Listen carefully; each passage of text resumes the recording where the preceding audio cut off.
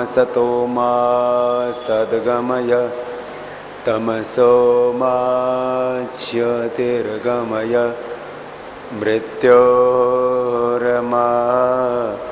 अमृतं गमय। ओम शांति शांति शांति।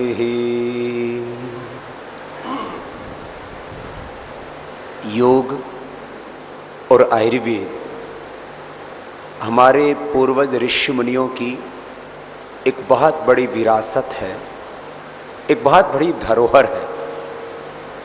योग, आयुर्वेद और संपूर्ण आध्यात्मिक दर्शन ये पूरे विश्व को हमारे पूर्वजों की देन है। हमारे पूर्वज ऋषि मुनि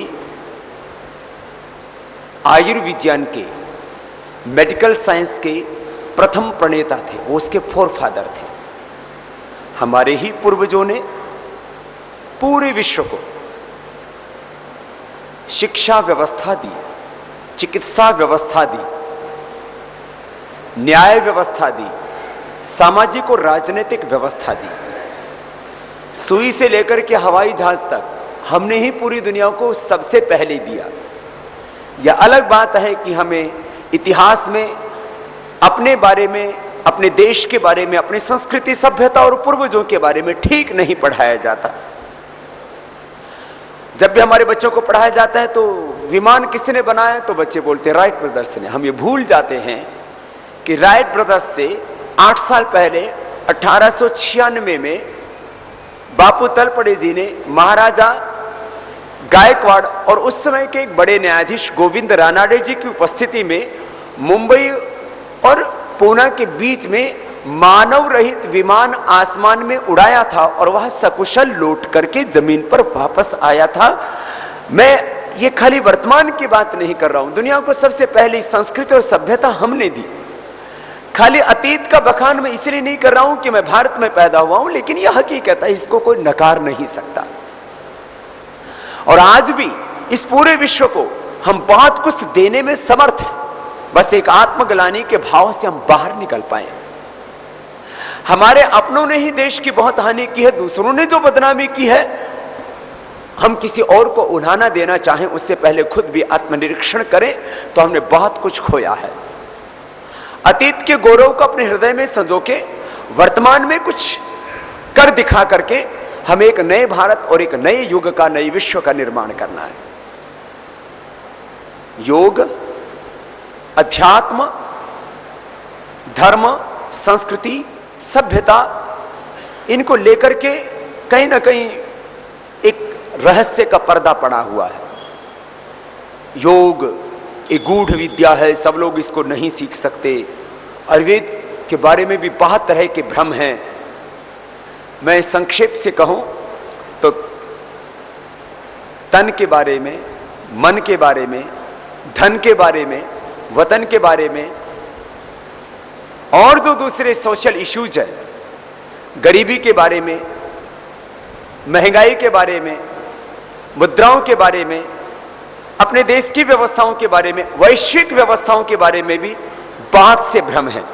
मैं योग आयुर्वेद से अपनी बात शुरू करके और एक व्यापक विषय की ओर आपका ध्यान आकर्षित करना चाहूंगा, क्योंकि आज मेरे दाएं बाएं, मेरे सामने कानपुर के संभ्रांत लोग हैं। कानपुर अपने आप में एक बहुत बड़ा ऐतिहासिक शहर है। कानपुर के बारे में पूरे देश को विदित है इसका गौरव। मैं इस बारे में ज्यादा टिप्पणी न करता हुआ योग पर अपनी बात को लेकर के आता हूं। योग से क्या होता है? मैं इसके ठीक विपरीत एक प्रश्न करता हूं, योग से क्या नहीं होता है? योग मात्र एक व्यायाम नहीं है, योग मात्र प्राणायाम भी नहीं है। योग एक बहुत बड़ा सामाजिक और आध्यात्मिक दर्शन है। और उस योग में हमारी समस्त समस्याओं का समाधान है। Yoga, pranayama and meditation is the ultimate solution of all diseases and whole universal problems. यहां से अपनी बात शुरू करता हूं। यदि उपचार की दृष्टि से देखें, बात पक्ष हैं योग के, डिफरेंट एस्पेक्ट्स हैं योग के। यदि मैं डिजीज की दृष्टि से कहूं तो यहां बहुत ही संभ्रांत प्रबुद्ध, बहुत ही वरिष्ठ सीनियर डॉक्टर्स यहां पर हैं। मैं डॉक्टरी को योग के साथ जोड़ रहा हूं और योग को डॉक्टरी के साथ जोड़ रहा हूं। रोग क्या है? तो रोग है भीतर का असंतुलन, रोग है भीतर का इंबैलेंस, योग है हमारे बॉडी का डिजनरेशन, योग है हमारे एनाबॉलिज्म, कैटाबॉलिज्म, मेटाबॉलिज्म सिस्टम का इंबैलेंस। रोग है हमारे भीतर के केमिकल सोर्स हार्मोन्स का इंबैलेंस। रोग है एक एक सेल से लेकर के पूरे सिस्टम का, reproductive, excretory, digestive, skeletal, circulatory, respiratory, nervous, endocrine, sympathetic, parasympathetic, hypothalamus, autoimmune system का इंबैलेंस। रोग है आयुर्वेद की दृष्टि से वात पित्त कफ का असंतुलन, सप्त धातुओं का, त्रिदोषों का असंतुलन। रोग है भीतर की अग्नि का, पंचभूताग्नि, सप्त धातु अग्नि, जठाग्नि, 13 प्रकार के अग्नियों का असंतुलन। रोग है हमारे शरीर का, इंद्रियों का, मन का असंतुलन। और मैं आम आदमी की भाषा में बोलूं, मैं तो ठेठ देसी आदमी हूं। रोग है भीतर की कमजोरी। ठाड़े आदमी को कोई बीमारी नहीं होती, ठाड़े आदमी को कोई रोग नहीं सताता, ठाड़े आदमी को ये राजनेता भी नहीं सताते, ठाड़े आदमी को कोई नहीं परेशान करता, माड़े आदमी को सब परेशान करते हैं। अब सीधी सी बात है, जिसके फेफड़े मजबूत हैं उसको कैसे अस्थमा हो जाएगा, कैसे ब्रोंकाइटिस हो जाएगा, कैसे इसको लंग फाइब्रोसिस हो जाएगा, कैसे साइनोसाइटिस की प्रॉब्लम हो जाएगी। अब जिसकी हड्डियां मजबूत हैं उसको rheumatoid arthritis, osteopenia, osteoporosis, gout और तमाम प्रॉब्लम कैसे हो सकती हैं। जिसका पेनक्रियाज एकदम ठीक है उसको शुगर कैसे होगी। जिसकी किडनी मजबूत है उसको न तो किडनी में स्टोन होंगे, न किडनी श्रिंक होगी, न उसका क्रिएटिनिन लेवल बढ़ेगा, न उसको और दूसरी रीनल फेलियर आदि की प्रॉब्लम तो प्रश्न ही नहीं। जिस कमजोरी का नाम बीमारी है, सीधी सीधी बात है। ठाड़े आदमी को, मजबूत आदमी को कोई बीमारी होने का प्रश्न ही नहीं है। मैं तो रोग से भी आगे की एक बात करूंगा, जो योग करेंगे तो आपको रोग तो होगा ही नहीं। योग करने से आपका एक एक सेल और पूरा सिस्टम एकदम बैलेंस हो जाता है। जैसे मैं साधारण सा उदाहरण दे रहा हूं, हम भस्त्रिका करते हैं। योग में एक विधा है प्राणायाम।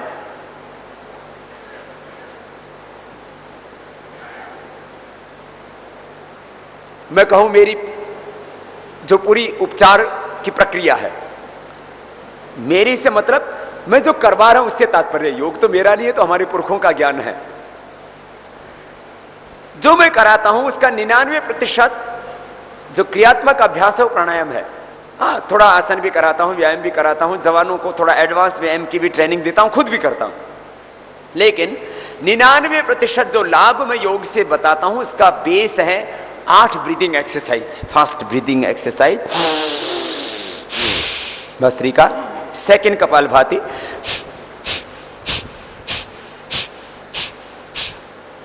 इसका एक सुनिश्चित मेथड है, प्रॉपर टाइमिंग है, उसके अनुसार इनको करना होता है। फिर बाह्य प्राणायाम,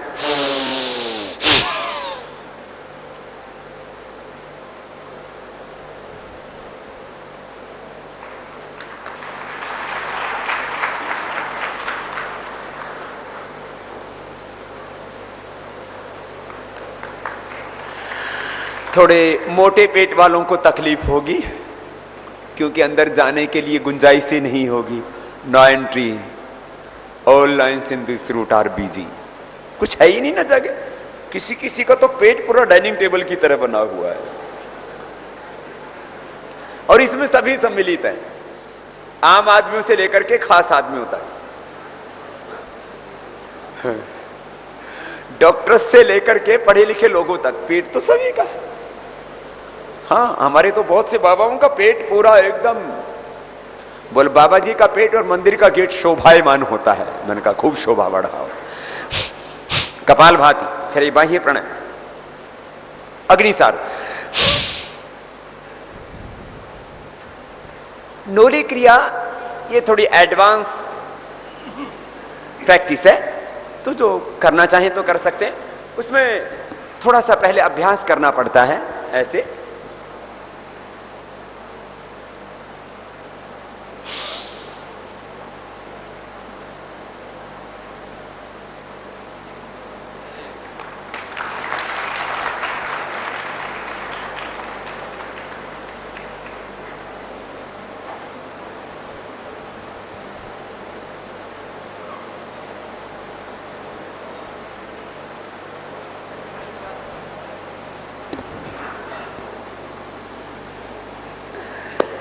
अब इसको देख के थोड़े डर जाते हैं और किसी को ऐसा लगता है तो बहुत आसान है।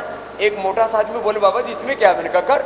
वो घुमाने लगा, आगे से तो घुमा नहीं, पीछे से घुमाने लगा।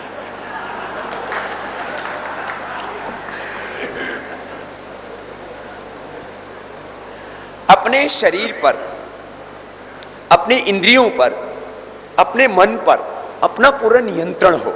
भस्त्रिका, कपालभाति, बाह्य प्राणायाम, अग्निसार के बाद एक गले और थायराइड के लिए उज्जाई होता है।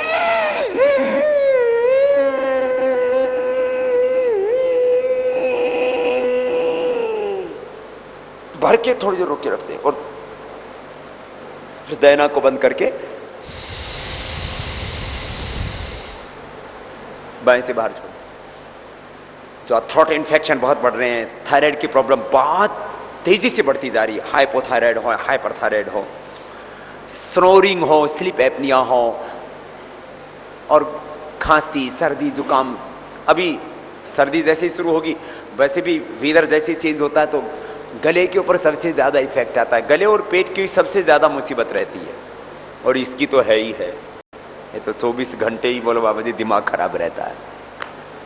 अच्छा, दिमाग खराब रहता है, इसका क्या इलाज है? चलो शरीर का तो मैं बताता हूं। शरीर का तो कपालभाति से हो जाता है। शरीर को क्या चाहिए? शरीर को चाहिए carbohydrate, calcium, protein, different minerals, nutrients, micronutrients, water. ये हमारी बॉडी की रिक्वायरमेंट्स है। यदि एक सुनिश्चित मात्रा में हमें कार्बोहाइड्रेट से लेकर के ग्लूकोज, शुगर से लेकर के calcium, protein, iron, minerals, vitamins, nutrients, micronutrients पूरे मिलते रहे, ना एक्सेस हो ना कम हो, ना ओवर ना अंडर, एकदम बैलेंस मात्रा में आपको फूड मिले और वो भीतर डाइजेस्ट हो जाए, बड़ी बात ही है। तो मैंने अभी तक ये निष्कर्ष निकाला है कि व्यक्ति को यदि एक कटोरी दाल, एक कटोरी कोई भी सब्जी किसी भी तरह की, एक कटोरी सब्जी, एक कटोरी दाल, एक कटोरी चावल, एक चपाती, इतना भी यदि किसी इंसान को मिल जाता है, उसकी बॉडी में किसी भी तरह की कोई भी न्यूट्रिशन की कमी नहीं रह सकती। मेल न्यूट्रिशन का वो शिकार नहीं हो सकता। मैं देखता हूं ज्यादातर लोग इस देश में ओवर ईटिंग के शिकार हैं, और जो मेल न्यूट्रिशन की भी बात इसलिए होती है क्योंकि उनका डाइजेस्टिव सिस्टम अच्छा नहीं है। नहीं तो हम जितना भी खाएं उससे हमारी सारी आवश्यकताओं की पूर्ति हो जाती है, बशर्ते वो हमारी बॉडी में डाइजेस्ट हो। मैं 15 साल से अनाज नहीं खाता हूं, आपके सामने बैठा हूं। आप मेरा फुल बॉडी चेकअप कीजिए। मेरे शरीर में आपको किसी भी तत्व की, आयरन से लेकर के विटामिन, कैल्शियम, न्यूट्रिएंट, माइक्रोन्यूट्रिएंट और हीमोग्लोबिन, किसी भी चीज की कमी नहीं मिलेगी, कोई ओवर नहीं मिलेगा। और मैं क्या खाता हूं? यही एक कटोरी सब्जी, दाल भी नहीं खाता मैं तो, किसी भी तरह का कोई ग्रेन नहीं लेता, न चावल खाता हूं, खाली दूध और कोई भी एक थोड़ा सा फल, इतना सा डाइट लेता हूं। मेरा हीमोग्लोबिन पिछले 5-7 सालों से लोग चेक करते हैं, उससे पहले तो चेक नहीं होता था। 5-7 सालों से मेरा हीमोग्लोबिन 17 का 17 ही रहता है, 17 से 17.5 के बीच, न कम न ज्यादा, एकदम फिक्स है। और मैं 18 घंटे काम करता हूं, 20 घंटे भी काम करूं तो मैं थकता नहीं हूं। लगभग 4 से 5 घंटे मैं सोता हूं और देश और दुनिया के सबसे बड़े बड़े मगरमच्छों राक्षसों के बीच में रहता हूं।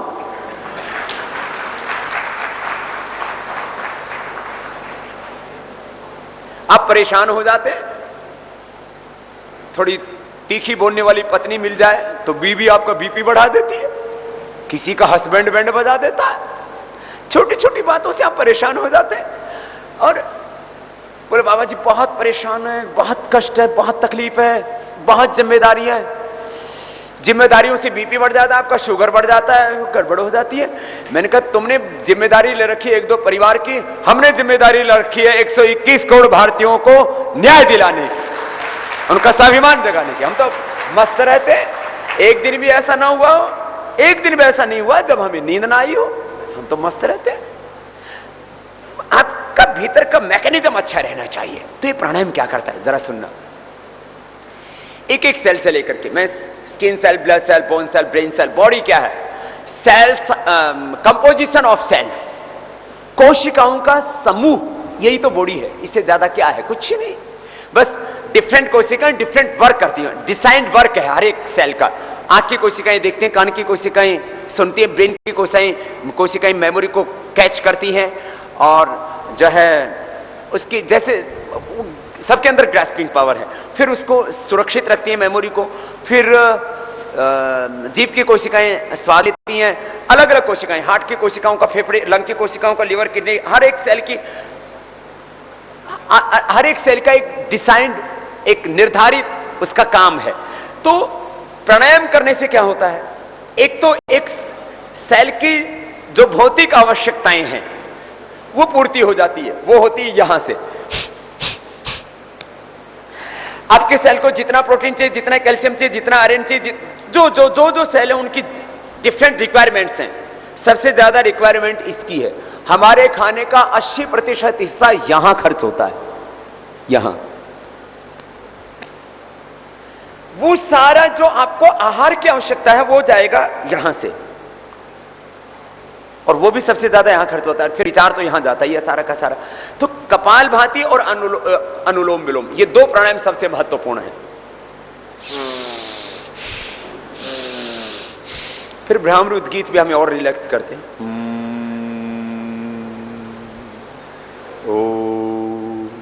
अब मैं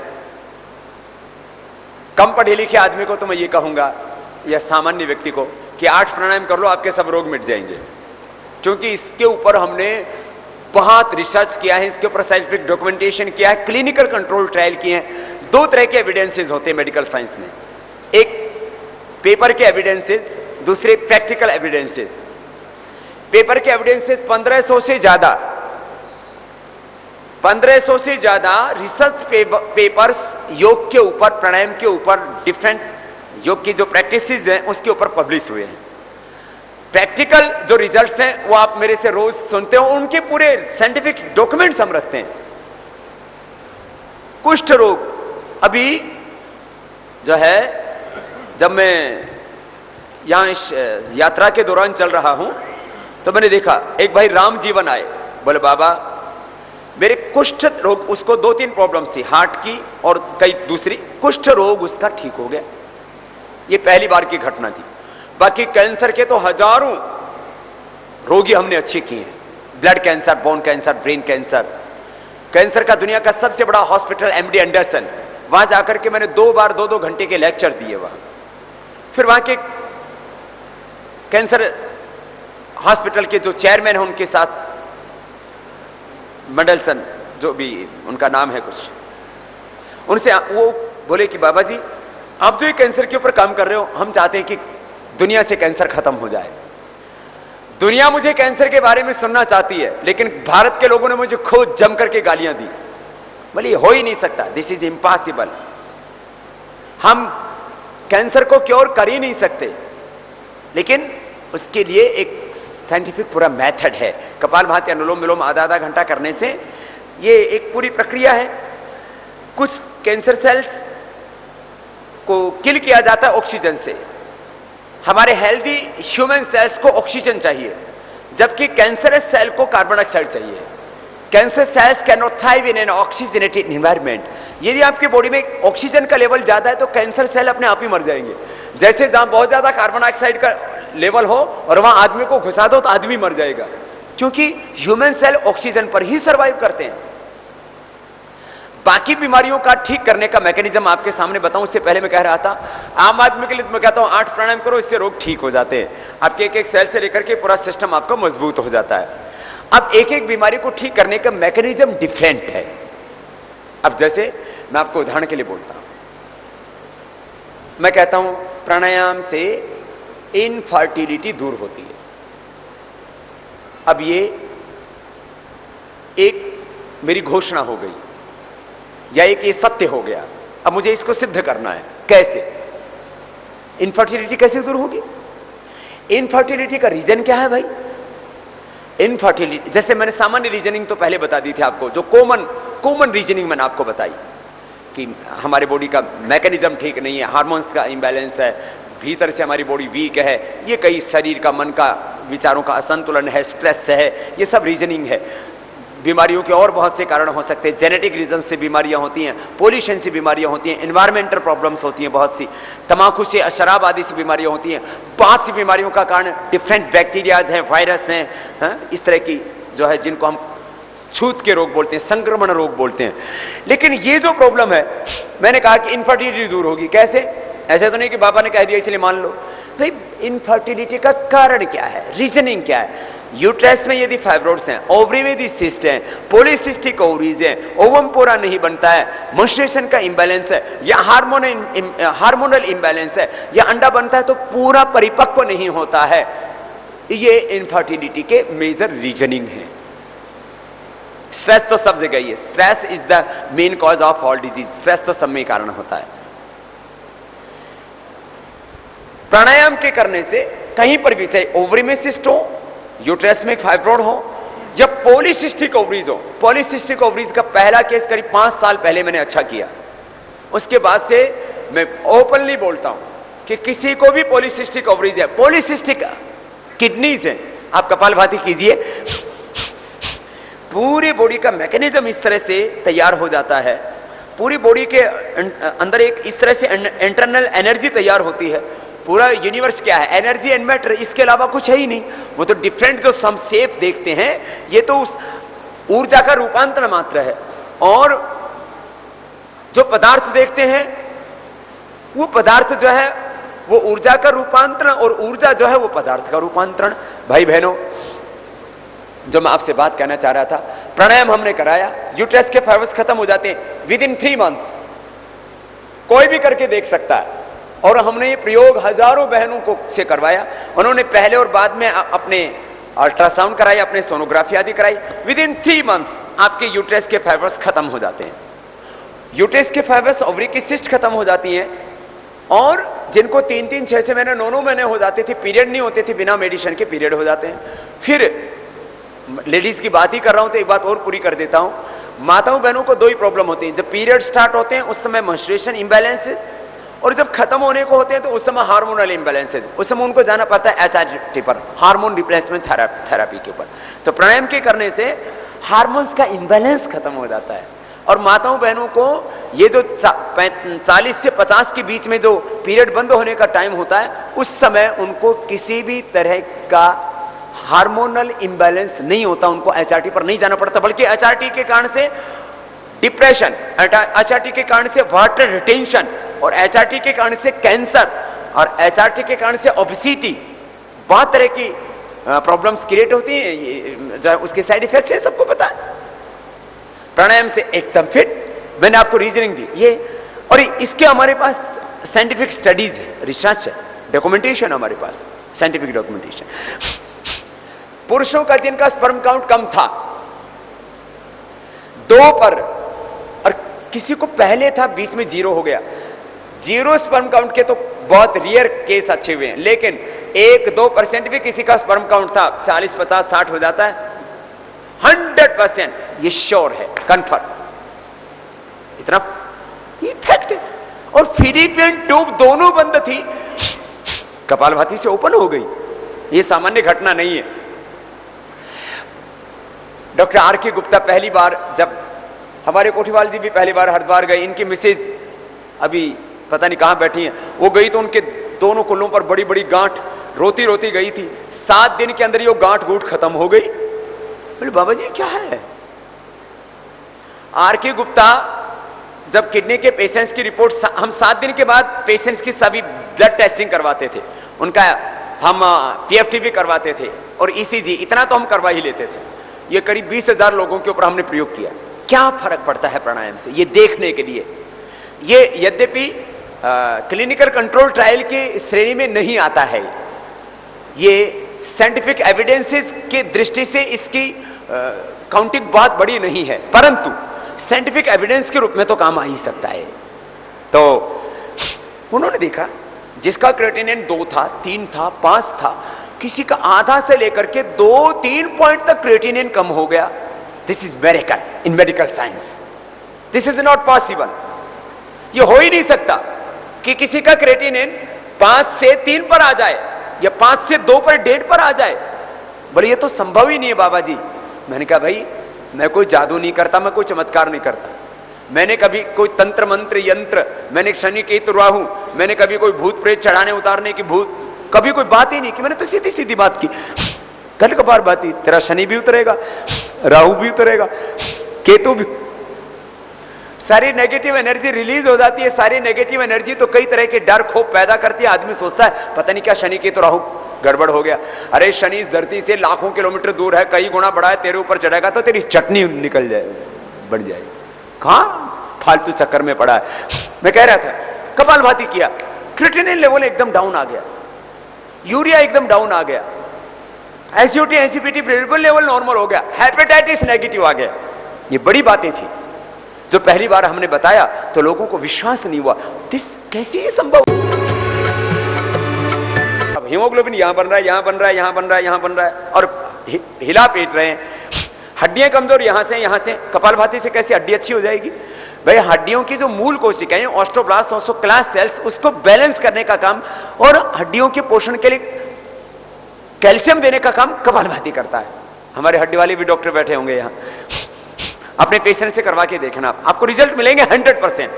ऑस्टोपेनिया ऑस्टोपोरोसिस में 40 दिन में आपको रिजल्ट मिलेगा, 40 दिन के अंदर। ये आप करवा के देखिए ना।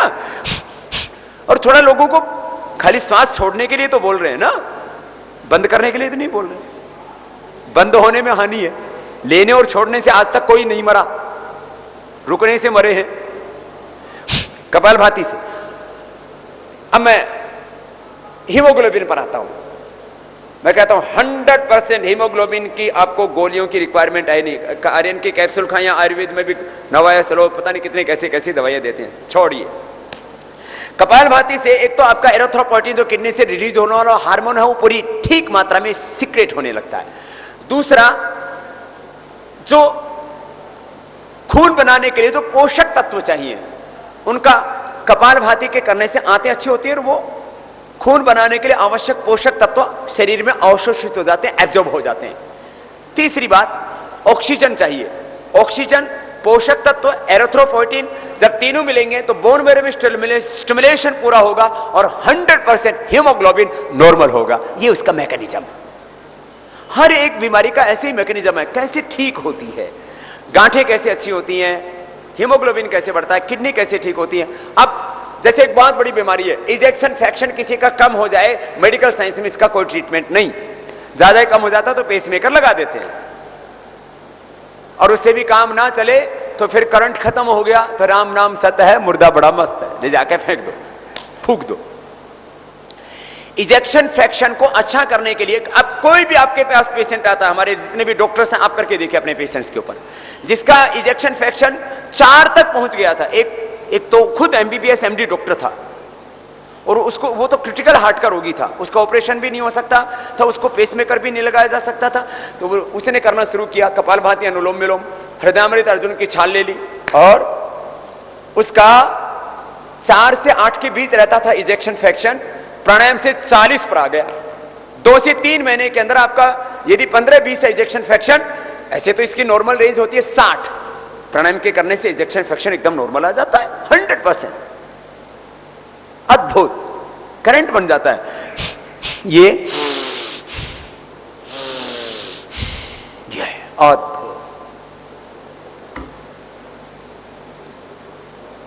इजेक्शन फ्रैक्शन नॉर्मल हो गया हार्ट का, हार्ट इलार्ज हुआ, नॉर्मल आ जाता है। ये पहला सबसे पहला पेशेंट मिला मुझे बड़ौदा में, उसके बाद से मैंने कहना शुरू किया। ये जो मैं आपको प्राणायाम के लाभ बता रहा हूं, ये एक भी लाभ किसी पुस्तक में नहीं लिखा था। सुन लो, प्राणायाम के बारे में लिखा था, ये प्राणायाम है। लाभ हमने प्रैक्टिकली देखे, उसके बाद लिखे। लेकिन हेपेटाइटिस ठीक होता है, इससे इजेक्शन फ्रैक्शन ठीक हो जाएगा, इससे श्रिंक किडनी अच्छी हो जाएगी, किडनी स्टोन दूर हो जाएगा, या इससे अस्थमा, ब्रोंकाइटिस, लंग फाइब्रोसिस के जब पेशेंट अच्छे हुए तो अमेरिका के 2 सीनियर डॉक्टर्स, हमारे भारतीय भाई थे वहां, बहुत सीनियर डॉक्टर्स विदेशों में, खास करके अमेरिका में हमारे भारतीय, तो मेरे पास आए दोनों जो लंग ट्रांसप्लांट करते हैं। बोले बाबा जी हमारा ये लंग फाइब्रोसिस का पेशेंट था, 24 घंटा ऑक्सीजन पर रहता था, आपने इसको कैसे ठीक किया? मैंने कहा तो प्राणायाम करा था। बोले आपको हमें भी बताइए वो टेक्निक्स। मैंने उनको बताया, ये है लंग फाइब्रोसिस, फेफड़ा काम ही करना बंद कर देता है।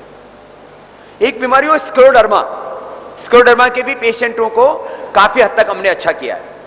एक तो सोराइसिस होता है, एक एक्जिमा होता है, लिकोडर्मा होता है, एक होता है scleroderma.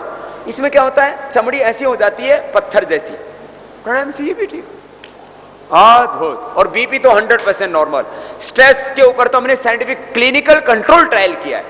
Prolactin, cortisol, एसिटियस, beta endorphin, इन 4 हार्मोन्स का हमने करीब 9 दिनों का हमारा एक कैंप था, लखनऊ में किया था हमने।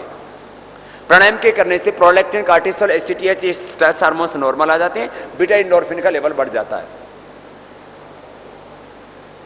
अब जैसे लेप्टिन है, लेप्टिन लेवल यदि आपका बढ़ा हुआ है तो आपको ना तली हुई चीजें, खराब चीजें ऐसे खाने की इच्छा होती है, लेप्टिन। प्राणायाम के करने से लेप्टिन लेवल नॉर्मल आ जाते हैं। हमने पहली बार सबसे पहले वर्ल्ड में स्टडी की। वेट को कम करने में ये भी एक हेतु है, फिर बॉडी का मैकेनिज्म और सारी चीजें तो कंट्रोल होती हैं। मैं तो सीधी सी बात बोलता हूं, पूरे शरीर को अच्छा रखना हो तो ये ठीक रखो, और मन और विचारों को अच्छा रखना हो तो राइट एंड लेफ्ट ब्रेन आपके बैलेंस होने चाहिए, वो सक्रिय होनी चाहिए, वो संतुलित होनी चाहिए, वो प्रशांत होनी चाहिए। प्रपंचों के बीच में मन प्रशांत रहे आपका। तो अनुलोम विलोम ये ऊपर वाले को ठीक करता है, पूरे नाड़ी तंत्र को, sympathetic, parasympathetic, hypothalamus autonomic system को, और ये कपालभाति जो है ये पूरे बॉडी के मैकेनिज्म को ठीक करता है। ये 2 मेन है। तो इस तरह से हमने वह किया जो दवाओं से नहीं हुआ। अब इसके साथ बहुत जरूरत होने पर मेडिसिन ले सकते हैं। हम नहीं कहते कि एकदम से दवाइयां बंद कर दीजिए आप, लेकिन जब आप मेडिसिन की रिक्वायरमेंट नहीं रहेगी तो छूट जाएंगी दवाइयां अपने आप। ये तो बात थी शरीर विज्ञान की, योग विज्ञान की, योग साइंस की, योग के थोड़े से मैकेनिज्म की मैंने बात की। अब मैं थोड़ी सी बात, जैसे हम ये सोच लेते हैं एक बार बीमारी होगी तो हमारी ठीक ही नहीं होगी। अच्छा चलो रोग के बारे में बताया। एक बात और, बड़ा डर है लोगों के, मर जाएंगे। आदमी क्या मृत्यु से भी बच सकता है? तो मैं आपको साइंटिफिक वे में कुछ बात कह रहा हूं। मैं आपसे प्रश्न पूछता हूं, आदमी मरता कैसे है? बोलो तो। ब्रेन डेथ, हार्ट अटैक से डेथ, हार्ट डेथ, या लीवर किडनी खराब हो जाए, उसको चेंज भी किया जा सकता है, लीवर को किडनी को चेंज भी कर देते हैं, या कैंसर से, या सिस्टम पूरा प्रोलैप्स हो जाए, यही तो कारण है ना। या तो किसी को ब्रेन हेमरेज हो जाए, कोमा में आदमी चला जाता है, या हार्ट अटैक हो जाए। आदमी मरता तब है, सीधी सी बात है, जब आदमी की मृत्यु कही जाती है ऐसा है कि ब्रेन डेथ हुई या हार्ट अटैक से डेथ हुई, हृदय गति रुकने से उनका अवसान हो गया, उनको ब्रेन के अंदर क्लोट आने से उनको वो मर गए। ये होता क्या है? क्या आदमी ब्रेन और हार्ट डेथ होती है? ब्रेन और हार्ट की नहीं, पूरी बॉडी की डेथ होती है। कैसे? जिस बॉडी के पार्ट को ऑक्सीजन नहीं मिलेगा 2 मिनट के अंदर वो मर जाएगा। स्किन सेल भी मरते हैं, ब्लड सेल भी मरते हैं, बोन सेल भी मरते हैं, ब्रेन सेल भी मरते हैं, सारे शरीर के सेल्स की मृत्यु होती है। एक 1 सेल इक्वल टू 1 बॉडी। ये खाली फिलोसफी नहीं है, ये साइंस है। एक सेल से हमारा शरीर बना, ये सबको पता है। एक स्पर्म, एक ओवम, दो मिलकर के एक सेल बनता है। एक से दो, दो से चार, चार से 16, 16 से 32, 32 सेल से 3 लेयर बनती है, एंडोडर्म, मेसोडर्म, एक्टोडर्म। उससे 8 प्रकार का मुख्य सिस्टम स्टैब्लिश होता है, हमारा शरीर, हमारा अस्तित्व ढांचा तैयार होता है। अब मैं आपको भी बात कहना चाहता हूं, प्राणायाम के करने से एक एक सेल आपका हेल्दी रहेगा, बॉडी में डिजनरेशन नहीं होगा। आदमी जो बुढ़ा होता है, मरता है, उसका ये भी कारण है, स्किन सेल्स में डिजनरेशन हुआ तो शरीर, चमड़ी पर झुर्रियां पड़ जाएंगी। जो योग करेंगे 100 साल तक आपकी चमड़ी पर झुर्रियां नहीं पड़ेंगी, आपकी चमड़ी बुढ़ी नहीं होगी। 100 साल तक आपकी हड्डियों में कमजोरी नहीं आएगी, ऑस्टियोपेनिया, ऑस्टियोपोरोसिस का रोग नहीं होगा। 100 साल तक आपका हीमोग्लोबिन कम नहीं होगा। 100 साल तक आपका हार्ट रेट एकदम ठीक रहेगा। 100 साल तक आपके लीवर, किडनी एकदम ठीक रहेंगे। 100 साल तक आपको आंखों पर चश्मा नहीं चढ़ाना पड़ेगा। 100 साल के बाद में कुछ गड़बड़ भी हो गया तो दूसरे आ जाएंगे को हमने ठेका ले रखा इस धरती पर रहने का, और फिर खिसकेंगे नहीं तो नए आएंगे कैसे। लेकिन 100 साल तक तो काम ठीक ठाक चल जाए तो ये भी तो अच्छी बात है। एक बड़ी बात, दुनिया का सबसे अमीर देश कौन? अरे बोलो तो, अमेरिका। और सबसे गरीब देश? सबसे गरीब तो नहीं, लेकिन अपना भारत देश गरीब, अमेरिका अमीर। ये सबसे बड़ा झूठ दुनिया का। मैं किसके बारे में उदाहरण दूं? कोई नाराज मत होना, अपने बारे में दे लेता हूं। मेरे ऊपर यदि 1000 करोड़ रुपए का कर्ज हो जाए तो मैं धनवान हूं या दरिद्र हूं? बोलो। 1000 करोड़ का कर्ज हो, 1000 करोड़ रुपए का, तो मुझे सब कहेंगे दरिद्र है। थोड़े दिन में कर्ज होने पर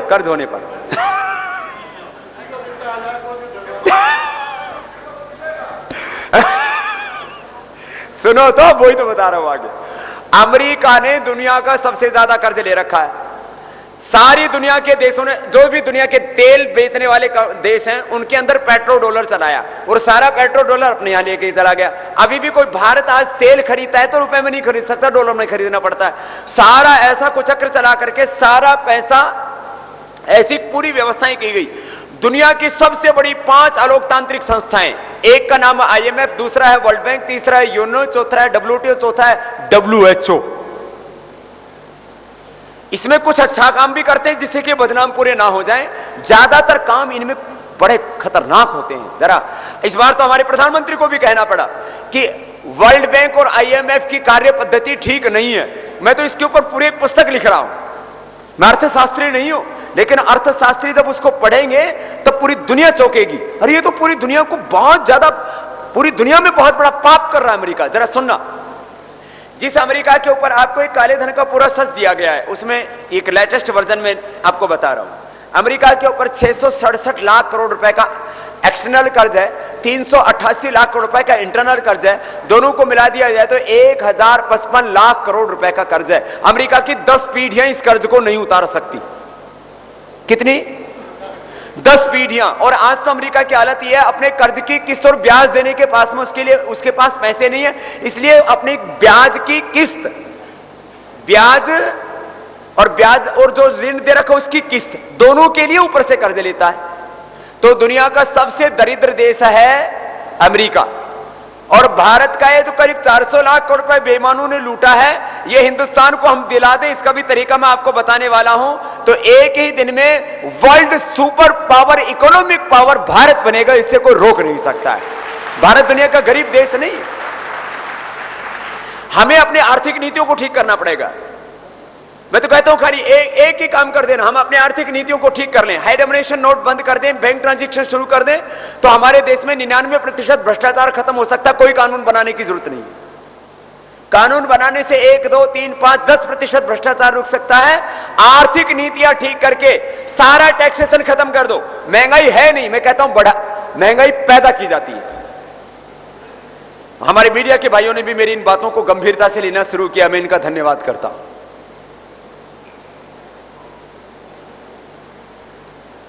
कुछ दिनों से मीडिया में इन बातों को अब उठाया जाने लगा। आर्थिक नीतियों को लेकर के पूरी दुनिया में संघर्ष चल रहा है, परिवर्तन के लिए आवाजें उठ रही हैं। हमारे यहां पर आर्थिक चिंतन खत्म हो गया था समाज के अंदर। मैं जरा आपसे बातें कह रहा हूं। डीजल, गैस, पेट्रोल के ऊपर 48 से लेकर 52% तक क्या है? टैक्स खत्म कर दो। करीब 30 से 50% महंगाई अपने देश में खत्म हो जाएगी। सारे देश में से आर्थिक विषमता खत्म हो जाएगी, काला धन खत्म हो जाएगा, टैक्सेशन सारे खत्म कर दो, टैक्स के चक्कर में लोग चोरियां चारियां करते हैं। और हाई डोमिनेशन के नोट बंद कर दो, जितने भी रिश्वतें ली जाती हैं, और रिश्वत पैसे के रूप में नहीं तो सोना चांदी आदि के रूप में और किसी दूसरी तीसरी चीज के रूप में, तो कहीं ना कहीं कोई भी जो है आर्थिक लेन देन बिना पैसे के, करेंसी के इन्वॉल्वमेंट के नहीं होता है। यदि अकाउंटेबिलिटी है उसकी बैंक से होता है तो वो तो 2 नंबर का है नहीं, वो तो काउंटेबल है। अनअकाउंटेड मनी और वो बड़े नोटों के रूप में उसका ट्रांसपोर्टेशन आसान होता है। आप 100, 500, 1000 रुपए के नोट बड़े बंद कर दीजिए, सारी रिश्वतखोरी 99% बंद हो जाएगी। 1 लाख रुपए भी कोई लेगा तो बोरी भर के नोट लेने पड़ेंगे, लेने वाला भी परेशान, देने वाला भी परेशान, लेने देने के बाद छुपाने के लिए परेशानी। 1 करोड़ रुपए कोई रिश्वत देगा तो ट्रक भर के देनी पड़ेगी। रखेगा कहां बापू? ले तो लेगा, कहां रखेगा? ये 1000 रुपए के नोट बनाए इसलिए हैं, ये गड़बड़ी करने के लिए। और आप कहीं पर भी छापा पड़ता है किसी भी अधिकारी के ऊपर, किसी व्यापारी के ऊपर, किसी भी नेता के यहां क्या मिलता है? 500, 1000 के नोट मिलते हैं। कभी आपने देखा कि कहीं 10, 20, 50 के नोट मिले? ये तो बड़े सारा काम ही से रिश्वतखोरी, टैक्स की चोरी सब बंद हो जाएंगे। छिपाएंगे कहां? फिर बड़ी जो है नकली करेंसी, फेक करेंसी, और इससे फिर आतंकवाद, क्योंकि आतंकवादी ये पैसा ला करके अपने जमाखोरी, सब तुम्हें कह रहा 2 आर्थिक नीतियों में बदलाव कर दे हम, तो बहुत बड़ा परिवर्तन हिंदुस्तान में आ सकता है। हिंदुस्तान की इंटरनल इकोनॉमी में करीब 100 लाख करोड़ रुपए ब्लैक मनी है। आप इसको रियल मार्केट जो है रियल एस्टेट के अंदर देख सकते हैं, आप इसको खुदरा बाजार ओपन मार्केट के अंदर देख सकते हैं, आप इसको जो है कहीं पर भी देख सकते हैं, कहीं पर भी। आप रजिस्ट्री ऑफिस चले जाइए, एक दिन तहसील में चले जाइए, 10 लाख रुपए की जमीन की 1 लाख रुपए में रजिस्ट्री होती है। ये सारा का सारा सत्य है। और पैसा बड़ी करेंसी प्रयोग में आती है। यदि हम बड़ी करेंसी बंद कर दें, देखो एक बहुत बड़ा उदाहरण देता हूं। लोग बोलते बाबा 400 लाख करोड़ रुपए, इसका प्रमाण क्या है? मैंने आपको एक छोटा सा यहां प्रपत्र दिया है, और मैंने आपको GIF, ग्लोबल फाइनेंशियल इंटीग्रिटी से लेकर के, टैक्सेशन नेटवर्क से लेकर के, ट्रांसपेरेंसी इंटरनेशनल से लेकर के, और हमारे रिजर्व बैंक ऑफ इंडिया का एक सबसे बड़ा आंकड़ा मैं बताता हूं आपको, जरा गौर से सुनना। किसी भी देश की अर्थव्यवस्था में 2 से 3% मनी इन सर्कुलेशन होता है, नोट के रूप में, करेंसी के रूप में। 2 से 3% करेंसी इकोनॉमी में। भारत में 20% है। इसका मतलब क्या है? 84 करोड़ लोगों को तो यहां पर 20 रुपए भी रोज का खर्च करने का नहीं मिलता। भारत की जो GDP है वो 200-300 लाख करोड़ रुपए की हो जाएगी। अभी भी भारत की GDP इतनी ही है, लेकिन वो अवैध रूप से जो है धन घूम रहा है। कहीं ब्लैक मनी है, वो कहीं ब्लॉक मनी है। ये सब ब्लैकेज सब खत्म हो जाएंगे। ये बातें मैंने आपके सामने थोड़ी सी रखी। भारत एक गरीब देश नहीं है, भारत में महंगाई नहीं है, उसको पैदा किया जाता है। भारत गरीब नहीं है, उसको गरीब बनाया जाता है। हम रोगी नहीं है, अज्ञान के कारण से हम रोगी हो जाते हैं, योगाभ्यास न करने के कारण से। ये छोटी छोटी बातें, क्योंकि समय बहुत कम है। अब आपका किसी का कोई प्रश्न हो तो आप मुझसे पूछ सकते हैं। हमारे डॉक्टर साहब कुछ कहना चाहते हैं। आपका अभिनंदन करता हूं और इस बात के लिए बहुत बहुत धन्यवाद देता हूं कि आपने लाखों करोड़ों हिंदुस्तानियों को और विदेश के लोगों को भी आपने योग के माध्यम से स्वस्थ रहने का तरीका बताया। और मैं इस बात से पूरी तरह सहमत हूं कि योग से बहुत सारे मर्ज जो है कंट्रोल किए जा सकते हैं, ठीक किए जा सकते हैं। लेकिन मैं सिर्फ आपसे सवाल नहीं, एक सलाह लेना चाहता हूं कि मेरे पास भी कुछ मरीज आते हैं जो डायबिटिक हैं या बहुत ज़्यादा ब्लड प्रेशर से पीड़ित हैं। उन्होंने टीवी में आपका प्रोग्राम देख लिया और कपालभाति के बारे में सुन लिया, वो तुरंत अपनी दवाइयाँ बंद कर देते हैं। जी जी। और उसके बाद पहले ही हफ्ते में 10-15 बार कपालभाति की और वो डायबिटिक को कोमा में पहुंच गए या उनको हेमरेज हो गया। तो ऐसे व्यक्तियों के लिए आप क्या सलाह देना चाहेंगे? मैं आपसे थैंक यू। देखिए, यदि कोई ऐसी एकदम सुनता है और दवाइयां बंद कर देता है, ये ठीक नहीं है। थोड़े लंबे समय तक उसको प्राणायाम की प्रैक्टिस करनी पड़ेगी, डॉक्टर के संपर्क में उसको रहना पड़ेगा, और जब तक दवा की रिक्वायरमेंट ना रहे उस समय दवा बंद करें। तो चाहे बीपी की हो, चाहे शुगर की हो, अचानक दवा बंद ना करें। मैं सभी के लिए इस बात को कहना चाहूंगा। खास करके ये दो ही प्रॉब्लम ज्यादा ऐसी होती हैं क्रिटिकल, कि एकदम से बीपी शूटअप होने से, शुगर शूटअप होने से आदमी को हार्म हो सकता है। इसलिए बीपी और शुगर की खास करके दवा तभी बंद करें और लगातार चेक करते रहें जबकि वो नॉर्मल रेंज में आ जाएं, और उसके बाद वो बढ़े नहीं। तो इसको धीरे धीरे बंद भी करना है तो पहले आधी होगी दवा, फिर धीरे धीरे करके बंद होगी। तो ऐसे अचानक बंद ना करें, इसके लिए बहुत जरूरी है सावधानी रखना। एकदम आक्रोश में आकर के, जोश में आकर के, उत्साह में आकर के, और फिर वो एक काम और करते हैं, दवाई भी छोड़ देते हैं और योग भी छोड़ देते हैं। बाद में वो दोनों काम एक साथ कर देते हैं, फिर डबल घोटाला होता है। इन चीजों से सावधान रहने की जरूरत है। प्राणायाम में सावधानियां, क्योंकि मैंने आज खाली एक सामान्य फिलॉसफी आपके सामने रखी थी, तो मैंने कहा ना योग के डिफरेंट एस्पेक्ट्स हैं, वो सारे मैं करीब आधा घंटे में नहीं रख सकता था। मैं इतनी सी बात कहना चाहूंगा, जैसे किसी का बीपी हाई है, हार्ट की प्रॉब्लम है, वो कपालभाति से जोर से करेगा तो बीपी शूटअप हो जाएगा, तो उसको ऐसे ही कपालभाति करना है। कमर में दर्द है तो कपालभाति नहीं करना है ज्यादा कमर में दर्द होने पर। सामान्य कमर में दर्द है तो धीरे धीरे करना है। फिर कोई भी ऑपरेशन कराया है तो 6 महीने तक कपालभाति करना ही नहीं है, ये भी सावधानी है। फिर प्रेग्नेंट लेडीज को तो करना ही नहीं है। बाह्य प्राणायाम भी पीरियड के दौरान नहीं करना है। फिर जो अशुद्ध वातावरण वाली बात थी उसका भी ध्यान रखना है, और जोर से नहीं करना है। जोर से करने से जो मोटे हैं उनको हर्निया हो सकता है। अब कुछ ऐसे जोर से करते हैं, अब इतना जोर लगा देते हैं, मोटे आदमी की आंतों की झिल्ली कमजोर हो जाती है ऊपर से, फिर उसमें हर्निया निकल जाता है। तो बहुत सी सावधानियां, इसको मैं वक्त वक्त पर बताता रहता हूं। तो सावधानी तो बहुत जरूरी है। वो मेडिसिन्स की बात हो, योग प्रैक्टिस की बात हो, एक्सरसाइज की बात हो। ये तो आप खाना पका रहे हो, अब आग के साथ खेलते हैं ना खाना पकाते समय, अब आग में हाथ दे दे रोटी की जगह तो जलेगा ना।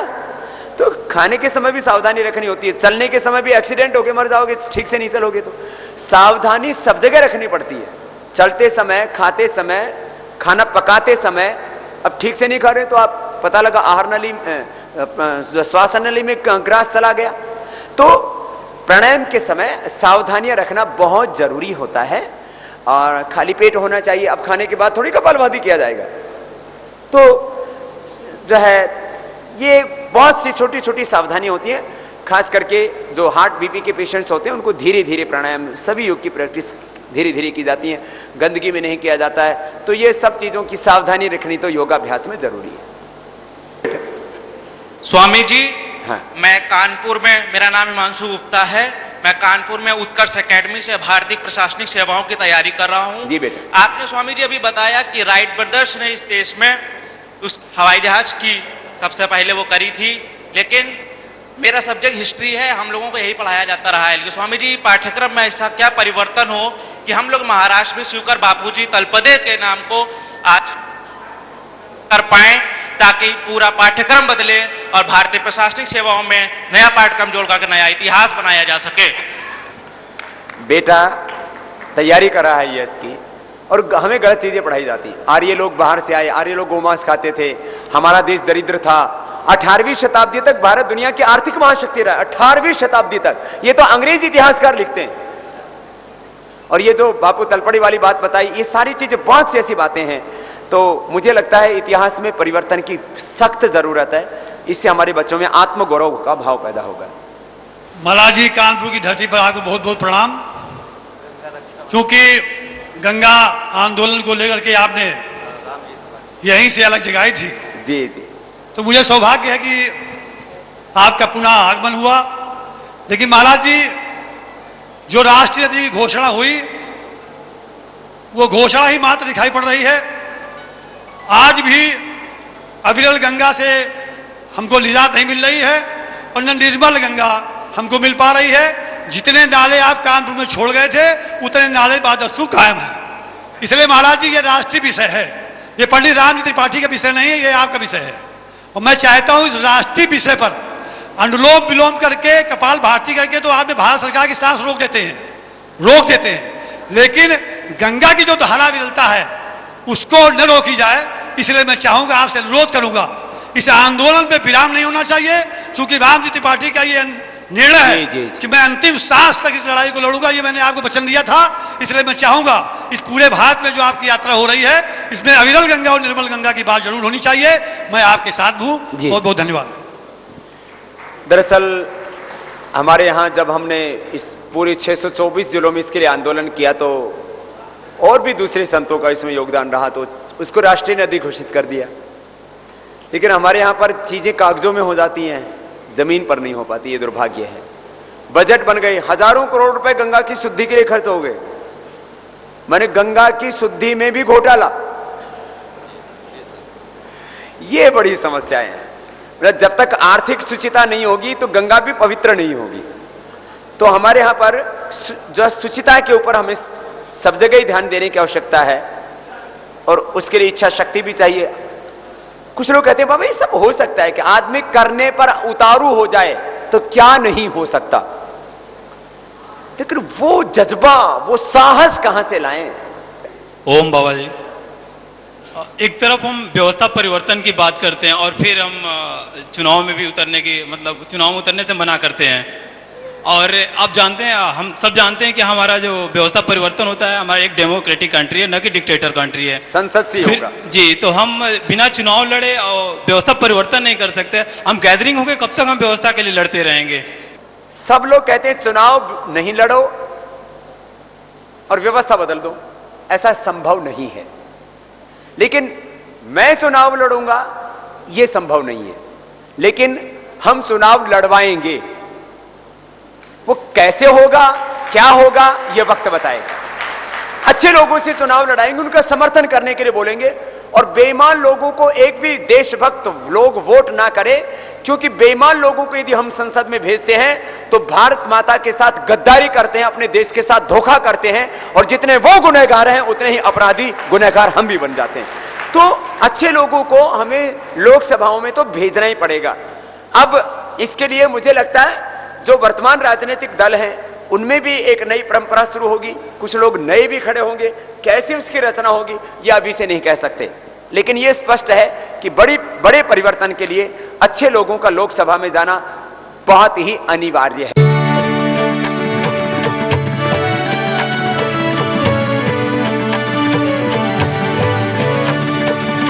आस्था जीवन का आधार।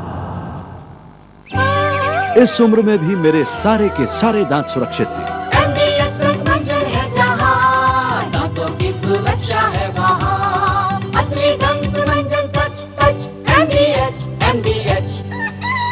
मेरी तरह आप भी दांतों को सुरक्षित रखना चाहते हैं तो एमडी दंत मंजन करना ना भूलें। हरी भाई, सब फिक्स हो गया है। सांप खाते हैं? बिकानो सांप खाते हैं। बिकानो सब खाते हैं। पुरी साहब, सिर्फ डाइटिंग काफी नहीं, काफी नहीं, नो। अपनाइए कम सोडियम वाला डॉक्टर सॉल्ट, वजन घटाए चुटकी में।